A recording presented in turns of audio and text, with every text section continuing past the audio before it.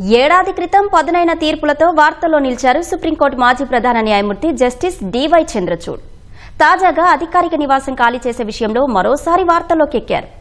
అయితే ఆ బంగ్లాను జస్టిస్ చంద్రచూడ్ ఇంకా ఎందుకు అంటిపెట్టుకునే ఉన్నారు? అసలు ఎప్పటిలోగా ఖాళీ చేయాలనుకుంటున్నారు? ఢిల్లీలోని కృష్ణా మీనన్ మార్గ్లో ఉన్న 5వ నెంబర్ భవనాన్ని సుప్రీంకోర్టు ప్రధాన న్యాయమూర్తికి కేటాయించడం ఆనవాయితీగా వస్తోంది.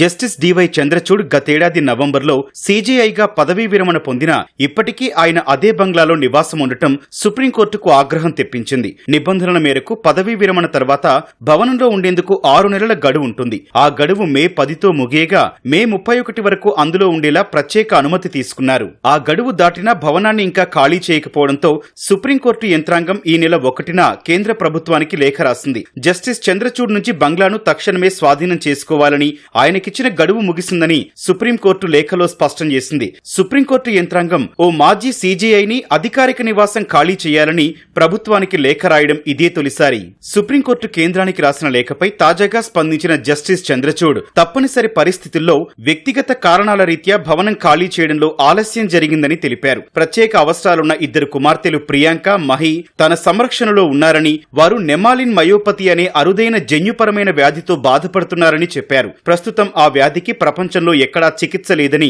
ఓ ఇంటర్వ్యూలో తెలిపారు. ప్రియాంక, మహికి ప్రతిరోజు శ్వాసకోశ, నాడీ సంబంధిత చికిత్స, వ్యాయామాలు చేయించాలని వెల్లడించారు. ఈ క్రమంలో ప్రస్తుతం ఉంటున్న ఇంటిని, బాత్రూంలు సహా అన్నింటినీ వారికి అనుగుణంగా మార్చడం జరిగిందన్నారు. ప్రియాంక కోసం ఇంట్లోని ఐసీయూ ఏర్పాటు చేయాల్సి ఉందని, ప్రతి వారం పలు విభాగాలకు చెందిన వైద్యుల బృందం వారిద్దరిని పరిశీలిస్తుందని చెప్పారు. ప్రభుత్వం తనకు తాత్కాలికంగా ఒక అద్దె భవనాన్ని కేటాయించిందని, కానీ అది 2 ఏళ్లుగా ఉపయోగించకుండా ఉందన్నారు. ప్రస్తుతం అక్కడ పునరుద్ధరణ పనులు జరుగుతున్నాయని వెల్లడించారు. కొత్తగా కేటాయించిన ఇళ్లు తన 2 పిల్లల అవసరాలకు అనుగుణంగా తయారైన వెంటనే తాముంటోన్న భవనాన్ని ఖాళీ చేసి అందులోకి వెళ్తామని స్పష్టం చేశారు. అత్యున్నత పదవిలో పనిచేసిన తనకు అధికార భవనాన్ని ఖాళీ చేయాలన్న బాధ్యతలు తెలుసునన్నారు. కొద్ది రోజుల్లోనే సమస్య పరిష్కారమవుతుందని స్పష్టం చేశారు.